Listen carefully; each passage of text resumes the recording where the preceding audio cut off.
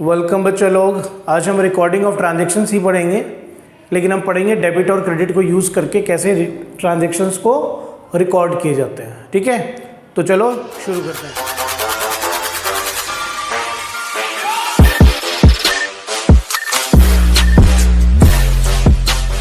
ध्यान से समझना है, जो भी चीज़ पढ़ाऊंगा इसको अच्छे से समझना है। ये बहुत ही इंपॉर्टेंट है डेबिट और क्रेडिट, क्योंकि तुम्हारी पूरी अकाउंटिंग की ज़िंदगी में डेबिट क्रेडिट का बड़ा रोल है भाई साहब। इसलिए इसको ध्यान से पढ़ना है और ध्यान से समझना है। अगर कहीं कोई दिक्कत आ जाए तो मुझे बताना है कमेंट बॉक्स में कमेंट करके, राइट। तो यहाँ बोर्ड पे देखो क्या लिखा मैंने लिखा यूजिंग डेबिट एंड क्रेडिट। क्या using debit and credit? Recording of transactions, recording of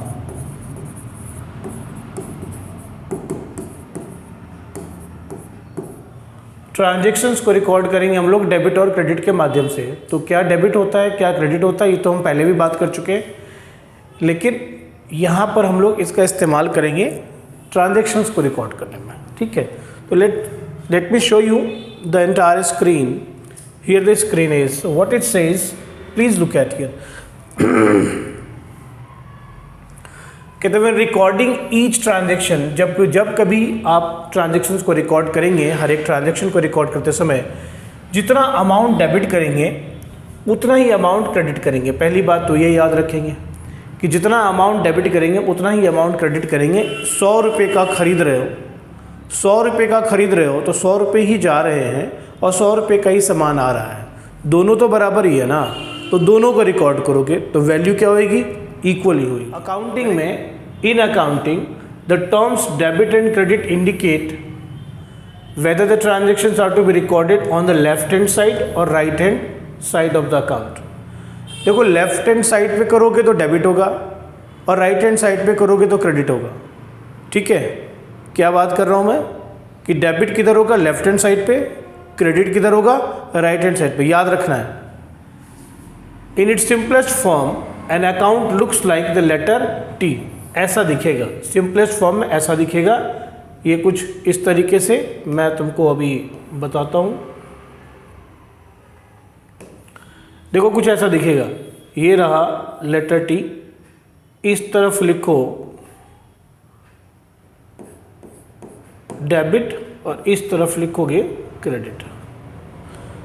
तो देख रहे हो लेटर टी की तरह है, इसके ऊपर लिख दो अकाउंट, कोई भी अकाउंट, जैसे मोहन अकाउंट, राम अकाउंट, जिसके साथ जब भी कभी कोई ट्रांजैक्शन होता है तो उसमें दो पार्टीज होती हैं या दो अकाउंट होते हैं। तो जो दो अकाउंट हैं उनमें से कोई भी अकाउंट यहाँ पे रखो, तो उसका लेफ्ट साइड क्या हो रहा है? डेबिट है, और राइट साइड में क्या लिखा आपने?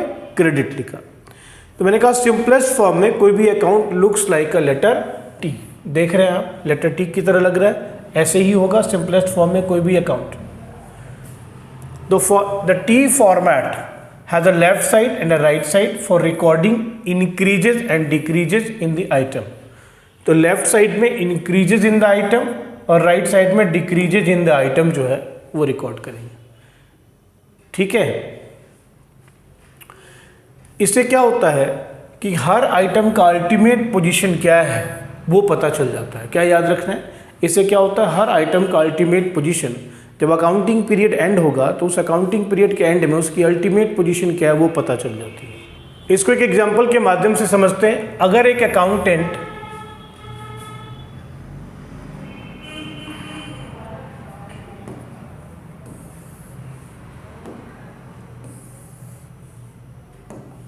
इसी के एग्जांपल के माध्यम से समझते हैं।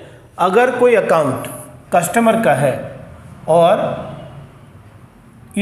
If it is an account of a customer, all goods sold, जितने भी गुड्स बेचे हैं आपने उसको डेबिट साइड में डालिए कस्टमर के, और जितने भी पेमेंट रिसीव किए हैं उसको राइट साइड में डालिए, यानी क्रेडिट साइड में डालिए। फिर जो डिफरेंस होगा ना दोनों साइड्स का, उसको हम कहेंगे balance. And balance due to the customer, balance due to the customer. तो जितने भी गुड्स बेचे हैं उस कस्टमर के अकाउंट के डेबिट साइड में डालिए। जितने भी गुड्स बेचे हैं, यानी जितने भी गुड्स बेचे हैं, है ना, ये पंकज हो गया मान लीजिए, तो टू सेल्स, और उससे जो भी पैसे आए हैं उसको यहाँ लिख दिया। प्रीफिक्स क्या यूज़ किया? बाय। यहाँ प्रीफिक्स क्या यूज़ किया? टू। ये डेबिट साइड हो गया और ये क्रेडिट साइड हो गया। तो इस तरफ का जो हमने प्रीफिक्स यूज़ किया वो किया टू, और यहाँ क्या यूज़ किया? बाय। ये कस्टमरी है, मतलब ये आदतन है, कन्वेंशनल है, परिपाटी है, परंपरा है, टू और बाय लिखने का। तो डेबिट लेफ्ट साइड में, क्रेडिट राइट साइड में।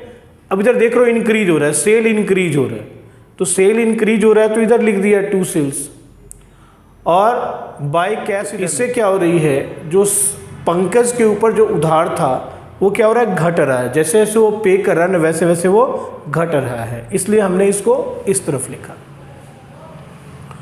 और आपको जैसे मैंने बता दिया कि डेबिट को डीआर से लिखते हैं और क्रेडिट को का एब्रिविएशन सीआर देते हैं। अब देखो अकाउंट टाइटल यहाँ दे दिया, लेफ्ट साइड राइट साइड लिख दिया।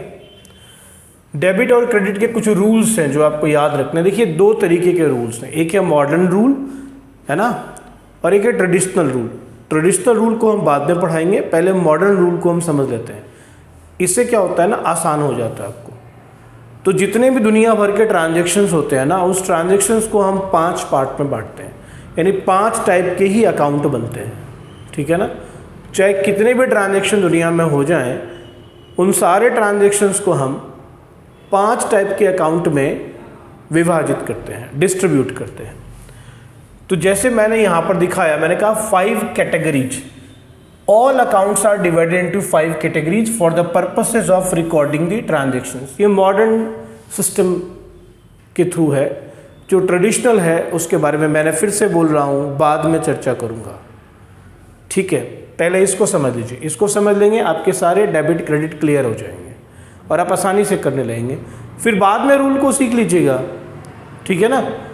कई बार टीचर्स रूल को ही पहले सिखाते हैं, वो थोड़ा सा कम्बरसम हो जाता है बच्चों के लिए सीखना, आसान नहीं लगता रहता। इससे बड़ा आसान होगा, इसलिए मैंने ये पिक किया है, कोशिश करेंगे।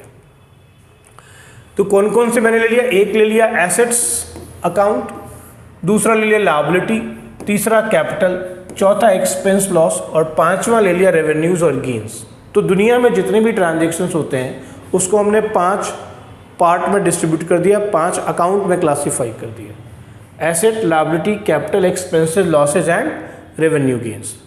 इसमें 2 फंडामेंटल रूल्स होते हैं, ठीक है ना। इन अकाउंट्स में जो भी चेंजेज होते हैं उसको रिकॉर्ड करने के लिए 2 फंडामेंटल रूल है, इंक्रीज और डिक्रीज। यही 2 फंडामेंटल रूल हैं, इंक्रीज होना और डिक्रीज करना, ये 2 फंडामेंटल रूल है। तो मैंने लिखा सबसे पहले for recording changes in assets, expenses, losses.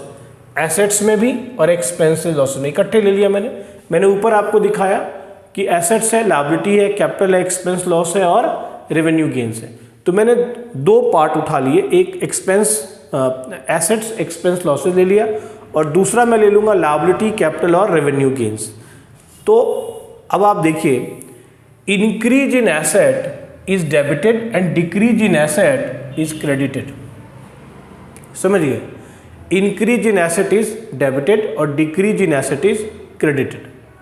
अगर आप इसको जर्नल एंट्री, यानी जिसको हम कहते हैं ना primary book, original book, primary book, तो जर्नल एंट्री अगर हम करें तो मान लेते हैं कि कोई एसेट बढ़ रहा है। जैसे एसेट्स की अगर मैं बात यहाँ कर रहा हूँ तो मैं मान लेता हूँ 2 एसेट्स ले रहा हूँ, एक ले रहा हूँ मैं कैश और दूसरा कैश से हमने खरीदा फर्नीचर। तो दूसरा एसेट मैंने ले लिया, मान लीजिए फर्नीचर, ठीक है। दूसरा एसेट क्या ले लिया मैंने? फर्नीचर। अब मैंने कहा कि फर्नीचर बॉट, मैंने कहा फर्नीचर खरीदा, कितने में? फॉर ₹10,000। अगर फर्नीचर आपने 10,000 में खरीदे हैं तो इसको कैसे करेंगे? मैंने कहा कि जो एसेट इंक्रीज होती है उसको डेबिट कर दो। तो मैं लिखूंगा कैसे, देखिए, मैं लिखूंगा फर्नीचर अकाउंट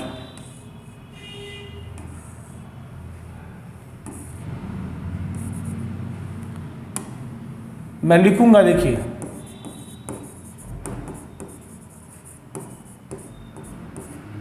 फर्नीचर अकाउंट को डेबिट कर दूंगा, फर्नीचर अकाउंट को डेबिट कर दूंगा और नीचे लिख दूंगा टू कैश अकाउंट। अब देखिए इसको रिकॉर्डिंग ऑफ ट्रांजैक्शंस कहते हैं, रिकॉर्डिंग थ्रू जर्नल एंट्री बोलते हैं। तो फर्नीचर ये जो एसेट था ये क्या हो रहा था, बढ़ रहा था, तो मैंने इसको डेबिट कर दिया 10,000 से, और इसी को खरीदने में हमारे कैश कितने जा रहे हैं, 10,000 जा रहे हैं। तो कैश इतने से क्या हो रही है, घट रही है। तो मैंने कैश के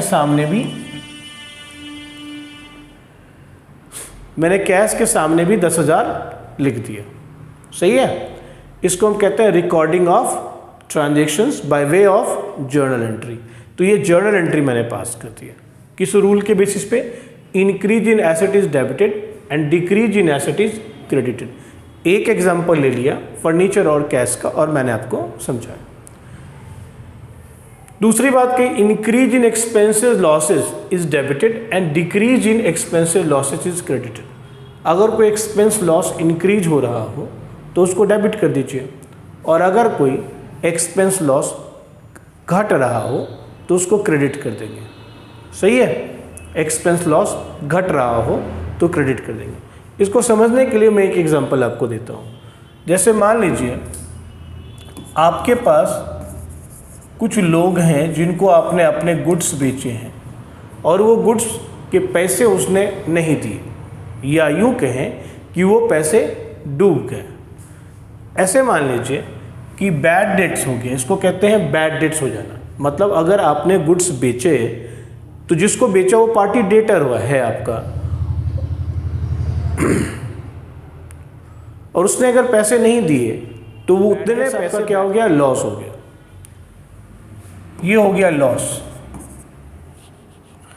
दूसरी चीज मैं आपको ये बताऊं कि मान लीजिए फ्यूचर डेट में आपने वो जो बैड डेट्स था उस बंदे ने आपको पैसे दे दिए, तो आप क्या कहेंगे, बैड डेट्स रिकवर्ड। दो स्थितियां देख ली आपने, बैड डेट्स हो गया तो लॉस इंक्रीज कर गया, बैड डेट्स हो गया तो लॉस इंक्रीज कर गया। अगर बैड डेट्स रिकवर हो गई तो सेम लॉस आपकी क्या हो गई, डिक्रीज हो गई। ठीक है, अब आप क्या करेंगे, अगर बैड डेट्स हो गया तो लॉस हो गया, लॉस इंक्रीज हो गया तो डेबिट करेंगे। मतलब ये हो गया, इसको अगर आप देखें तो बैड डेब्ट्स को आप क्या करेंगे, डेबिट कर देंगे, और टू लिख देंगे भाई जिसने आपको पैसे नहीं दिए। तो ऐसे कर लेते हैं, डेटर्स लिख लेते हैं। हमको नहीं पता राम ने नहीं दिया, श्याम ने नहीं दिया, डेटर्स।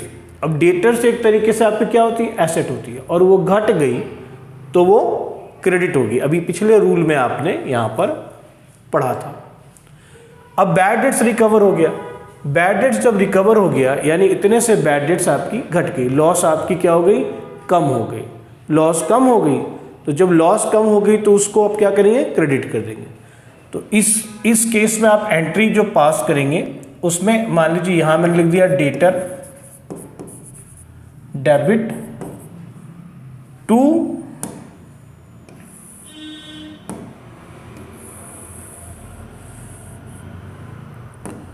इस केस में debtor debit to bad debts recovered, या आप डेटर को डेबिट ना करें, क्योंकि बैड डेट्स रिकवर हुआ है तो आपके पास में कैश आ गया है, तो कैश अकाउंट को डेबिट कर दीजिए, टू बैड डेट्स रिकवर्ड कर दीजिए। अब देखिए यहाँ पर बैड डेट्स रिकवर्ड यानी लॉस आपकी घट गई तो वो क्या हो गया, क्रेडिट में हो गया। ठीक है, इसी तरीके से आपने दो चीज़ें देखी, एसेट्स को और एक्सपेंस लॉस, दोनों में सिमिलर टाइप का ट्रीटमेंट है। एसेट इंक्रीज होता है तो डेबिट करते हैं, घटता है तो क्रेडिट करते हैं। अगर आपके लॉसेज एक्सपेंसेस इंक्रीज होते हैं तो डेबिट करते हैं, और वो घटता है तो क्रेडिट करते हैं। इसलिए हमने उसको एक ग्रुप में ले लिया। दूसरे ग्रुप में हमने recording changes in liabilities, capital, revenues and gains ले लिया। मैंने लिखा increase in liabilities is credited and decrease in liabilities is debited. ये कुछ ऐसे रूल्स हैं जिसको बच्चों आपको याद रखना पड़ेगा।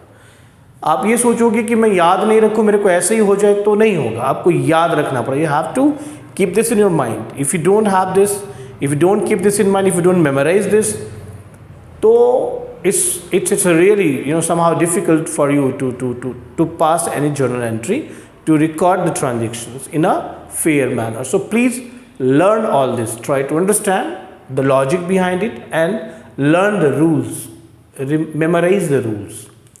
So increase in liabilities is credited and decrease in liability is debited. Very good. अगर increase हो गई liability तो credit कर दीजिए, और अगर decrease हो गई तो कर दीजिए, डेबिट कर दीजिए। ऐसे इंक्रीज इन कैपिटल हो क्रेडिट कर दीजिए, डिक्रीज इन कैपिटल हो तो डेबिट कर दीजिए।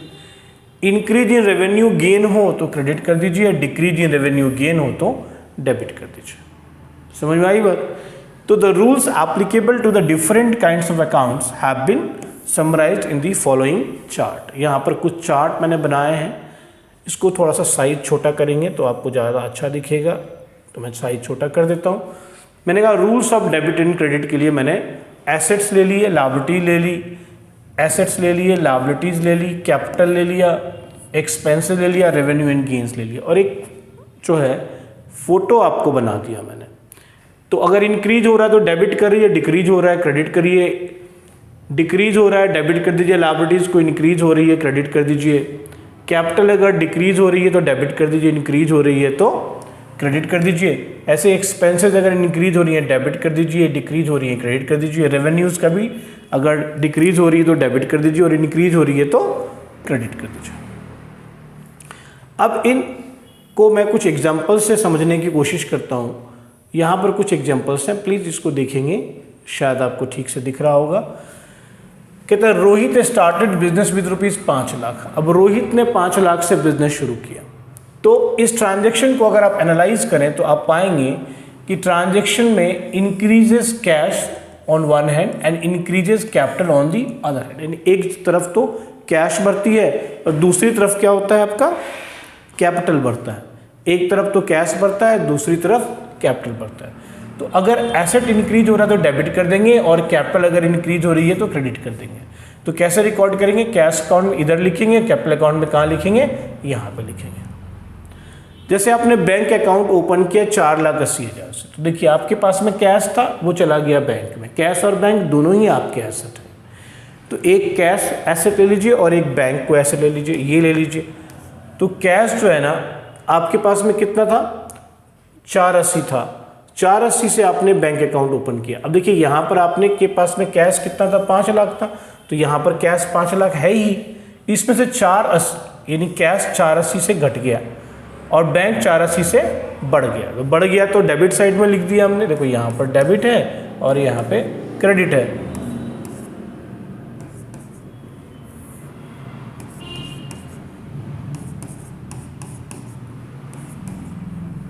तो प्रॉपर तरीके से हमने डेबिट क्रेडिट लिख दिया। ऐसे ये bought furniture for ₹80,000 and issued cheque for the same. यानी आपने 60,000 का फर्नीचर खरीदा और उसके लिए आपने चेक इशू किया। सिंपल है, चेक इशू किया तो यहाँ बैंक आ गया, है ना। और फर्नीचर भी आपका एक एसेट है, फर्नीचर आपका एसेट है, वो बढ़ गया। और जो आपने चेक इशू किया तो बैंक से पैसे क्या हो गए? कम हो गए। तो बैंक भी आपका एसेट है और वहाँ कम हो जाता है। तो क्या दिखाया हमने? फर्नीचर 60,000 से इंक्रीज कर गया, डेबिट साइड में लिख दिया हमने। और बैंक में पहले से 4,80,000 रुपये थे, ये वाले 4,80,000 थे, इसमें से 60,000 रुपये चले गए। तो कहाँ दिखा दिया आपने? क्रेडिट साइड में दिखा दिया। इसी तरीके से bought plant and machinery from Ramji Lal for the business for 1,25 and an advance of 10,000 in cash is given. यानी 1.25 लाख रुपए का आपने 1.25 लाख रुपए की वैल्यू का प्लांट एंड मशीनरी रामजी से खरीदा, एडवांस में 10,000 रुपये दिए। तो भाई साहब देखो, आपने एडवांस में 10,000 रुपये दिए, इसका मतलब कैश 10,000 से घट गया आपका। Very good. 5 लाख का कैश था, 480 तो बैंक में डाला था आपने, अब ये 10,000 और निकल गए, समझ गए। और आपकी प्लांट एंड मशीनरी कितने की हो गई? 1,25 की हो गई। तो डेबिट साइड में दिखा दिया आपने, है ना, डेबिट साइड में दिखा दिया। ये सारा इधर डेबिट है, इधर क्रेडिट है। रामजी लाल से आपने खरीदा और रामजी लाल क्या हो गया? आपने रामजी लाल को सिर्फ अभी 10,000 रुपये दिए हैं, 1,15,000 रुपये अभी बाकी है रामजी लाल के, तो 1,15,000 की आपकी क्या होगी, लायबिलिटी हो गई ना। तो देखिए लायबिलिटी बढ़ गई, क्रेडिट साइड में दिखाया कितना, 1,15,000 रुपये। तो कहानी समझ में आ रही है। एक ही ट्रांजैक्शन से मैंने तीनों बातें यहाँ पर आपको समझाने की कोशिश की है, एक एक करके। तो कैश पहले 5 लाख था, 480 बैंक में डाला था, 10 अब रामजी लाल को एडवांस में दिया तो 10 ये निकल गए, तो कैश एसेट घट गया तो क्रेडिट साइड में दिखा दिया। प्लांट एंड मशीनरी आपकी हो गई 1,25 की, 1,25 हमने डेबिट साइड में दिखा दिया क्योंकि प्लांट एंड मशीनरी एसेट है, इंक्रीज हुई तो डेबिट साइड में दिखाएंगे। रामजी लाल को 10,000 दिया था, 1,15 अभी बाकी है, तो 1,15 हम बाद में देंगे, इसलिए वो हमारी लायबिलिटी हो गई, तो लायबिलिटी इंक्रीज हो गई, तो क्रेडिट साइड में रामजी लाल के अकाउंट में दिखाया। यहाँ रामजी लाल भी इन्वॉल्व हो गया। इसी तरीके से goods purchase from Sumit traders, 55,000 की गुड्स आपने सुमित ट्रेडर्स से खरीदी। अब यहाँ पर कुछ नहीं लिखा हुआ कि कैश में खरीदी या उधार खरीदी या क्या खरीदा, हम मान के चलते हैं। नाम लिख दिया पार्टी का, बाद में फोरकास्ट नहीं लिखा, इसका मतलब है कि ये क्रेडिट ट्रांजैक्शन है, यानी आपने गुड्स जो परचेज किए हैं सुमित ट्रेडर से वो उधार में खरीदे हैं। तो उधार में खरीदे हैं भाई, तो सुमित ट्रेडर जो है आपकी लायबिलिटी हो गई, तो सुमित ट्रेडर का एक अकाउंट बनाया, इसकी लायबिलिटी यहाँ पर हमारी लायबिलिटी बढ़ गई, तो हमने इसको यहाँ पर क्रेडिट साइड में दिखाया। और हमारे जो गुड्स है यानी स्टॉक है, उसको जब हम जर्नल एंट्री पास करते हैं, देखिए अकाउंटिंग इक्वेशन करते हैं तो इसी को स्टॉक में लिखते हैं क्योंकि हम पोजीशन बताना चाहते हैं, और जब हम एंट्री पास करेंगे तो वहाँ हम इसी को परचेज लिखेंगे क्योंकि यहाँ पर एक फ्लो होता है, ठीक है, इसलिए हम इस टर्म को परचेज लिखते हैं, रेवेन्यू नेचर का लिखते हैं, यानी एक पीरियडिक जो है ना कॉन्सेप्ट होता है, इसलिए हम इसको यहाँ पर परचेज लिखते हैं। तो परचेज अकाउंट भी लिख दिया आपने,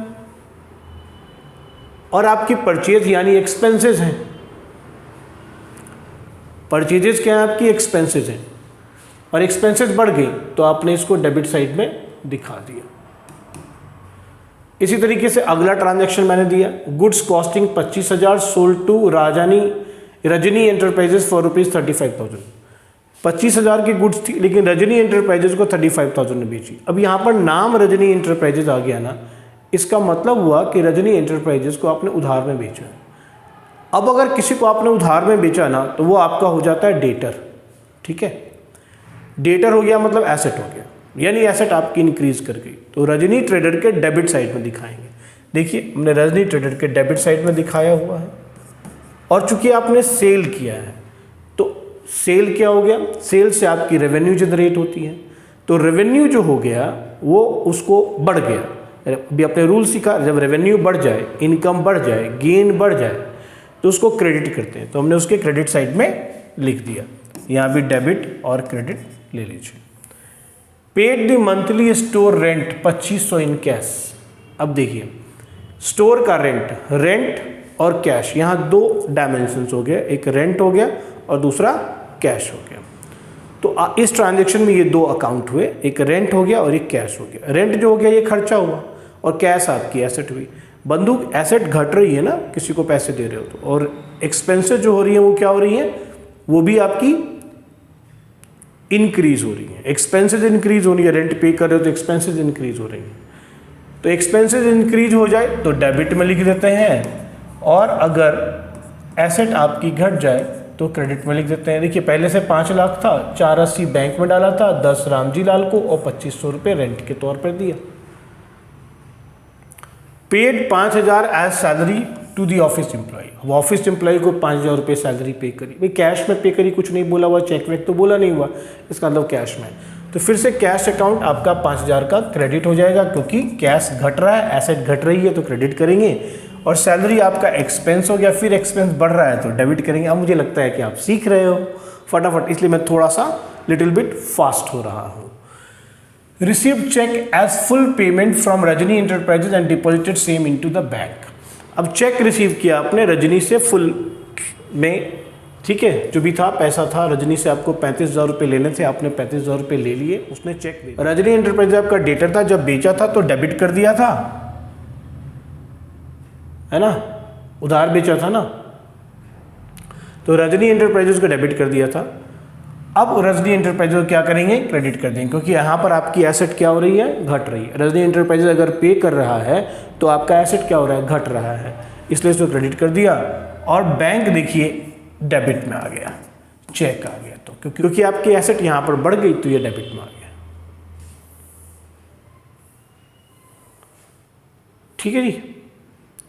तो ये मुझे लगता है कि आज आपने जो ट्रांजेक्शन है, जो टी अकाउंट है, टी अकाउंट कैसे बनाएंगे, एसेट, लायबिलिटी या income, gain, revenue, expenses, losses, इसको किस तरीके से हम प्रेजेंट करेंगे वो आपने सीख लिया। तो आज हम इतना तक ही करते हैं, अगली चीज़ हम अगले लेक्चर में करेंगे। ठीक है, वीडियो देखिए अच्छे से, कोई बात समझ में नहीं आती है तो मुझे कमेंट बॉक्स में कमेंट कीजिए, मैं आपके प्रश्नों का उत्तर भी दूंगा। ठीक है, और आप दिल लगा के पढ़िए। Thank you very much, fine, bye.